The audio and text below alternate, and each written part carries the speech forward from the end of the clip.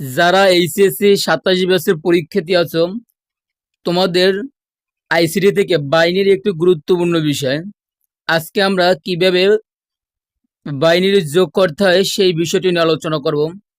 তবে তোমাকে একটি বিষয় খেয়াল রাখতে হবে, সেটি হচ্ছে বাইনারি ক্ষেত্রে তোমার অনের সাথে যদি আমরা শূন্য যোগ করা হয় তাহলে ফলাফল হবে অন। আবার শূন্যের সাথে যদি অন প্লাস করা হয় তাহলে ফলাফল হবে তোমার অন। আর অন অন যদি গুণ করা হয়, অর্থাৎ অন দুইবার গুণ করা হয়, তাহলে ফলাফল হবে অন জিরো। তাহলে দেখো, আমরা যদি এখানে অন এখানেও অন, মানে অন অন যোগ করলে হবে তোমার 10।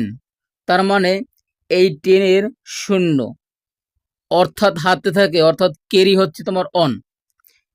সেই অন মনে মনে ধরলে অন এবং শূন্য যোগ করলে হয় অন।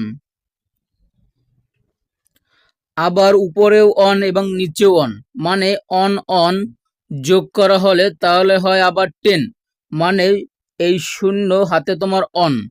সেই অন, এই অন আর হাতের অন, মানে এক আর এক আবার, অর্থাৎ অন আর অন আবার 10-এর শূন্য হাতে তোমার কত অন।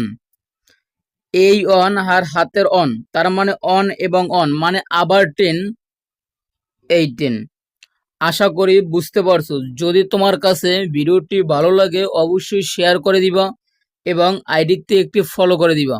আর ইউটিউবে দেখে থাকলে অবশ্যই আমার চ্যানেলটি সাবস্ক্রাইব করে দিবা। খোদা হাফেজ।